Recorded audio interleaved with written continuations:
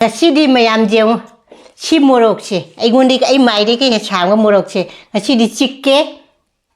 haidi ngasi se sinju su jaw dare irombo su jaw dare ina morok se chi age na nahan dagi leirak pa morok ne ba chikke ai ngasidi kaisum jawan dare de nga ataoba ma jawre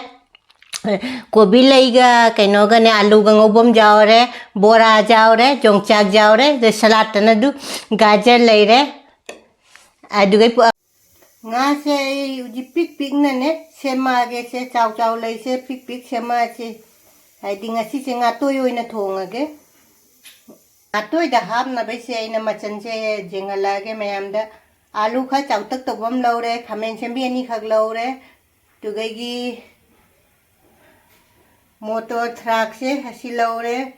dugai chanam khara laure tilhau laure tejpata laure ngatoi thong da hab na bai ne nga se aina ne semdoe ba kukum na semdoe ngatoi thong ase nga hum chima tawra ge di akhoi gi puroi ba se nga matum jaw da di mak haina de nga toi thong adi nga matum jaw de dana adu ma nga matum chaba pa me ba du na dum china tawra ge baja tawra ge ai thau ha pe ba nga se tawra ge nga se kan na tawri ai na tau ba cha na bi se nga tau ba se ko thok ko ja re ko thoge methi kara hapage tilau chanam hapcha tilau hapage tilau wa chanam se brown color mai ngawre se aina nakupi kangan gi do tu khara hapcha la se nga se hapcha la se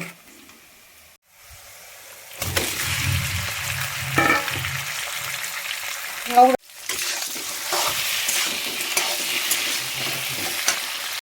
nga se phajana ngaure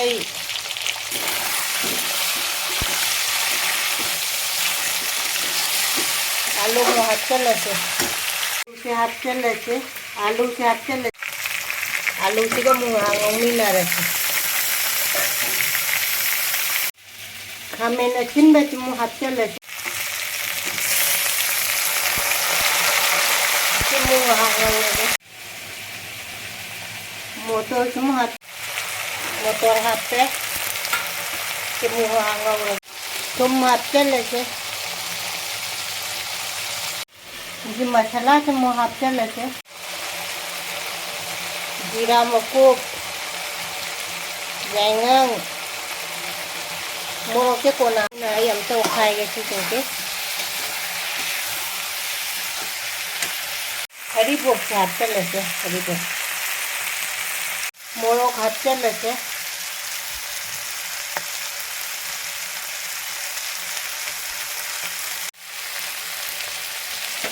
मही खतंग हाथ चंगे कंगे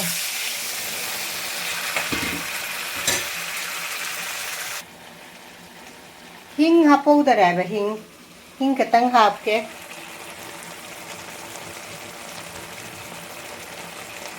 मही हाथ चल से मही हाप जा रहे मही हाप पे छोल से लोई बिद फड़ी गम था चल ना शिशु भजन सौगले ngah ka saugisano nga thongba se hawda mandro cham phajana ai ke no tawre uji phadigom thakchalani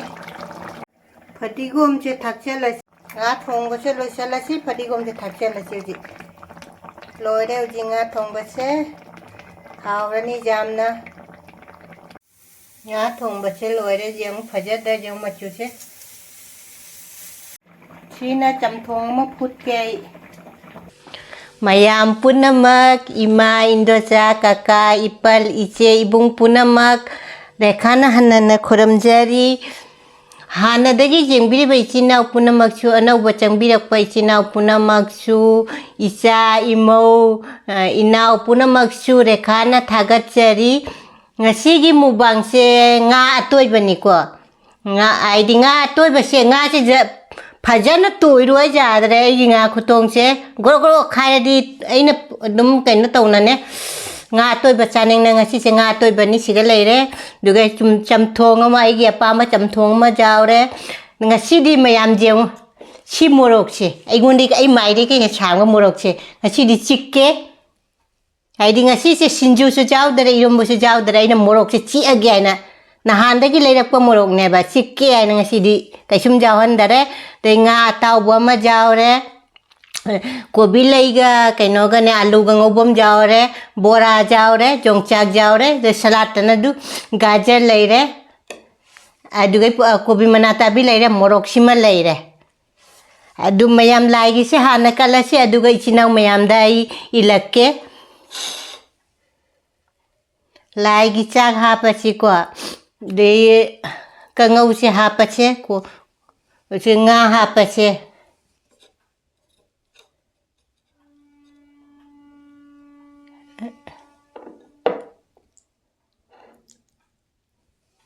ꯉꯥ ꯍꯥꯞꯄꯁꯦ ꯑꯗꯨꯒ ꯀꯩꯅꯣ ꯆꯝꯊꯣꯡ ꯍꯥꯞꯄꯁꯦꯀꯣ ꯑꯗꯨꯒꯩꯒꯤ ꯀꯩꯅꯣꯁꯦ ꯌꯣꯡꯆꯥꯛ ꯑꯃ ꯍꯥꯞꯄꯁꯦ ꯁꯤ ꯂꯥꯏꯒꯤ ꯀꯠꯂꯁꯤ ꯂꯥꯏꯒꯤꯁꯦ ꯑꯩꯅ ꯆꯥꯛꯇꯃ ꯀꯠꯂꯦꯀꯣ ꯏꯁꯤꯡꯁꯨ ꯈꯔ ꯀꯠꯁꯤꯀꯣ ꯏꯁꯤꯡꯁꯨ ꯈꯇꯪ ꯀꯠꯁꯤ ꯂꯥꯏꯅ ꯍꯥꯏꯔꯅꯦꯕ ꯆꯥꯛꯀꯪꯗ ꯑꯩꯗꯤ ꯀꯩꯅꯣꯗ ꯄꯤꯔꯛꯏꯁꯤꯡꯗꯤ ꯑꯩꯗꯤ ꯏꯁꯥ ꯊꯛꯄꯅꯤꯅ ꯂꯥꯏꯗꯗꯤ ꯄꯤꯊꯛꯇꯔꯦꯀꯣ ꯑꯗꯨ ꯉꯁꯤꯗꯤ ꯏꯁꯤꯡꯁꯨ ꯌꯥꯎꯅ ꯂꯥꯏꯗ ꯀꯠꯂꯦ ꯂꯥꯏꯒꯤ ꯀꯠꯂꯁꯦ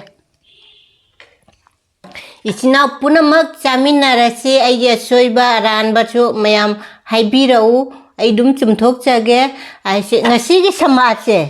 मयाम जेंगो अैना दुम ममांगी वीडियो दा हाटपना फजबरा सिगी समाजसे असिना फजबरा मयाम खरा हाइबिरऊ अदुगी मतुंगिना इसमसे हालक्के ngasi sa icham chamna sumaina dum halala eba ichina ngasi di nga atoibasina kaino tawrase ko tespata ga se jeng pe changhondra jeng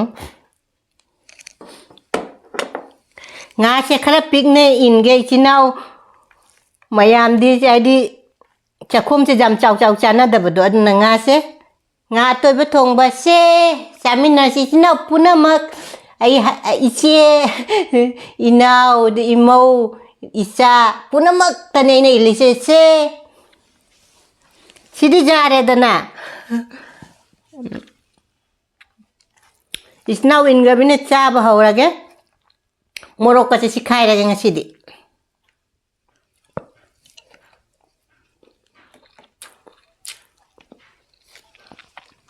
cha ka tare si morok sini chittu se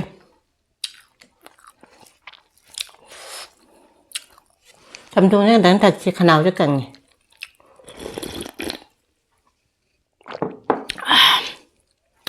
Chamthong giao được nghe hào rồi đó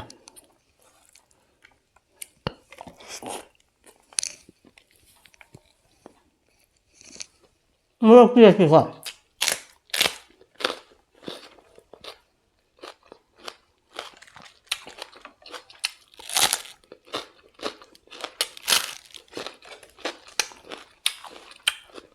rồi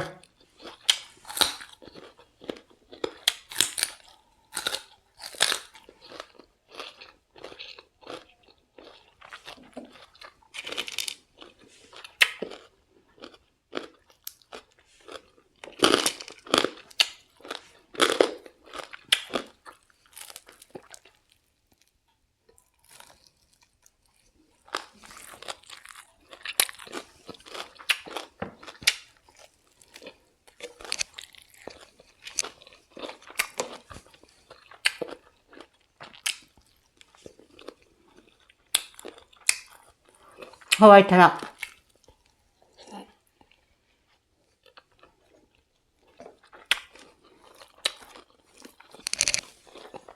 Ngatoi thong sẽ hào đấy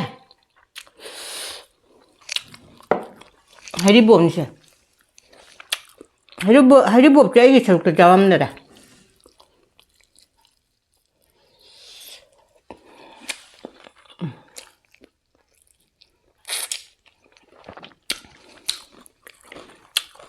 hay đi buồn cái ấy nó học cùng chập bật được đúng không buồn này bạn ấy chỉ hi mà phá rồi đây đây chứ lấy rồi 지금 뭐 저희 좀 잘라가네 좀 더 이름 보라 임매봐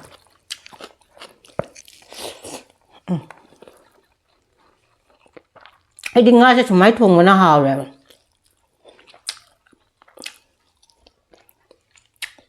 ꯑꯩꯈꯣꯏ ꯏꯄꯨꯔꯣꯏꯕꯅꯤꯅ ꯉꯥ tower ꯊꯣꯡꯕꯗꯣ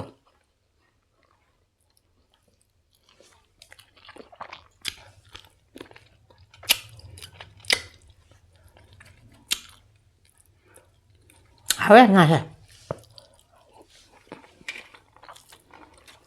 콤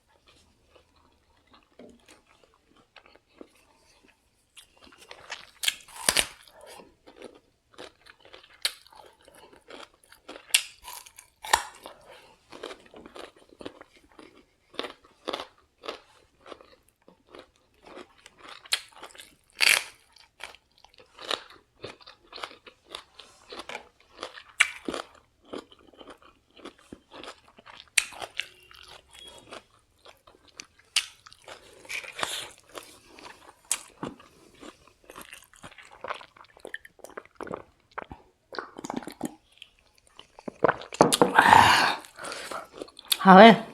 Chamthong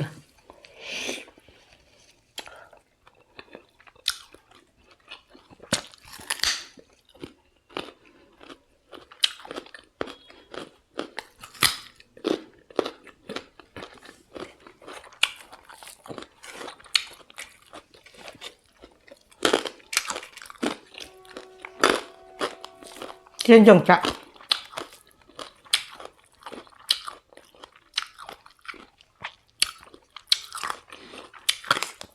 lebih suju cacalo pada lebih suju dungko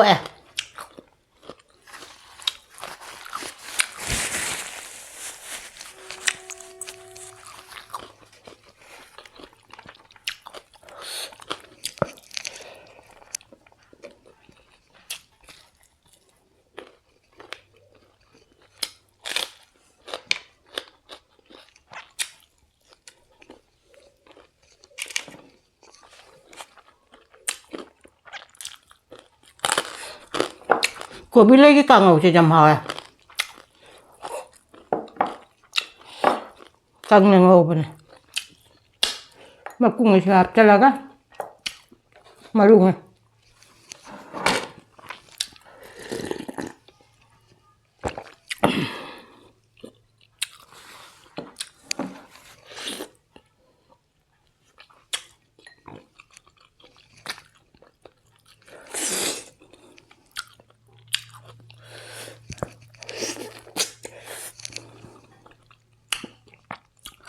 Kami na sin ba siya ay na masung-masung na taba doon na. Makuna lang ito dyan.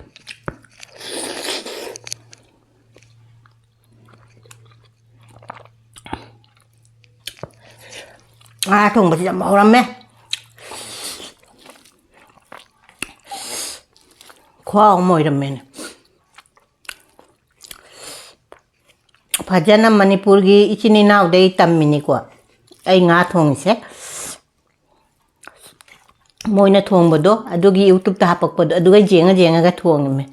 Ngatoi si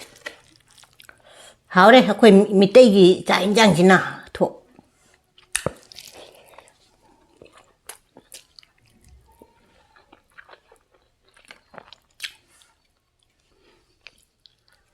kuire sumai cha da ba akhoi ju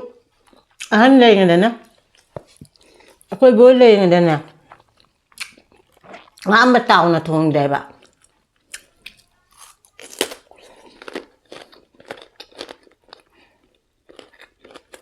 lúc trăm quy là khôi pi ngay đây khôi bột lấy gì để bắt đó đồ gì ở đây bây giờ tao tao nó được xa rồi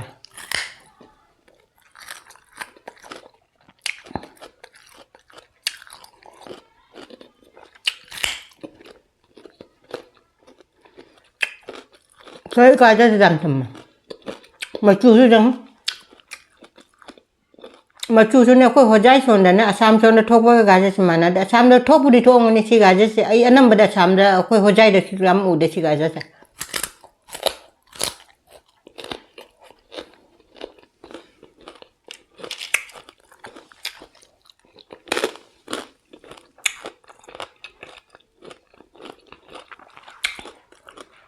Ini Chamthong jo ko bi mana ta do ja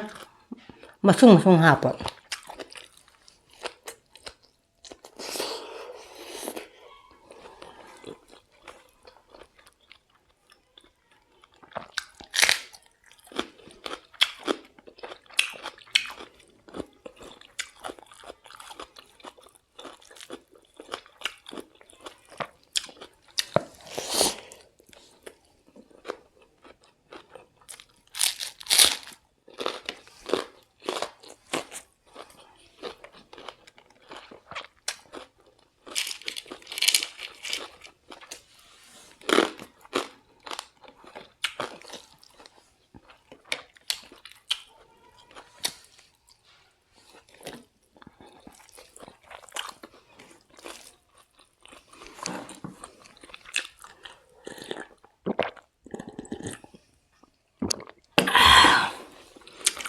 Hai Chamthong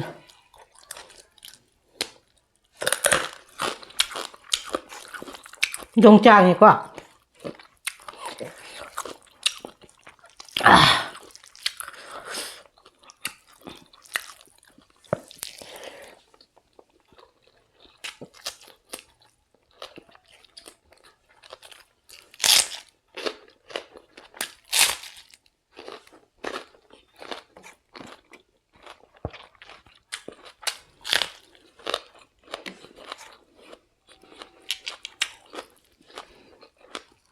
ataoba chaba matam na sa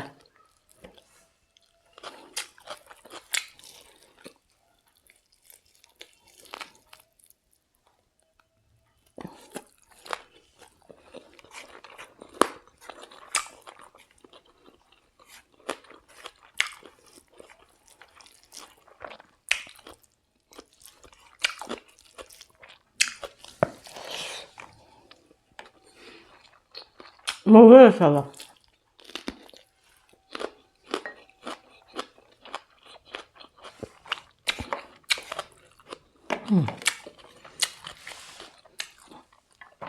Mogę saro da mala kallo saram.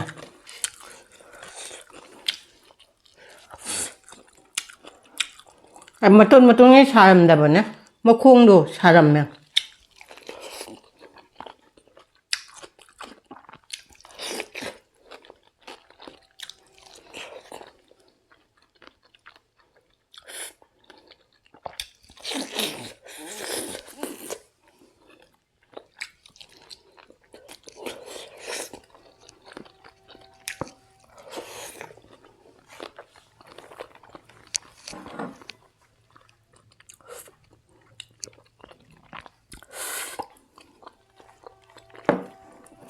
Ya udah.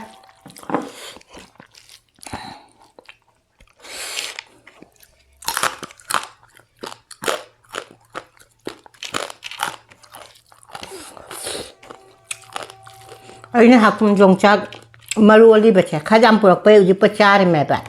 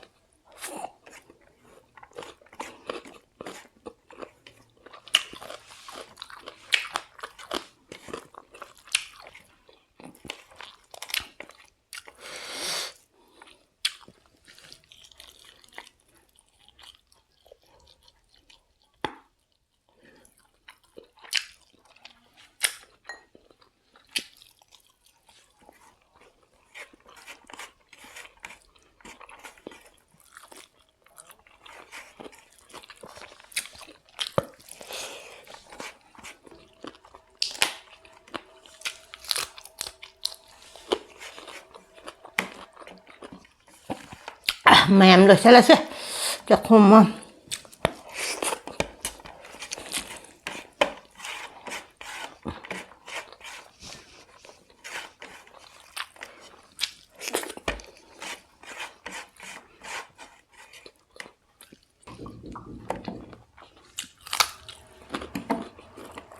nga macam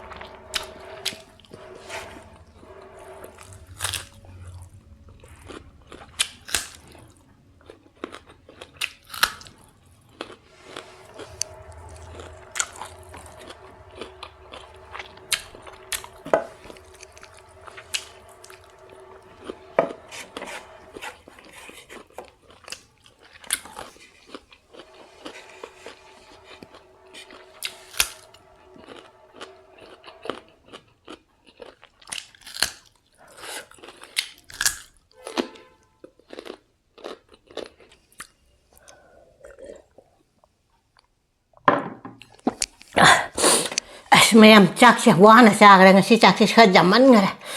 jamwana sa gara chak se ngatoi thongbai khwau de khwau ni mayam thongna sabiu ngatoi do aina dum recipe bu de aina dum ain thongbai de dum hap khi bane chamthong du su jam haure de gajar adi gajar kaino se le haure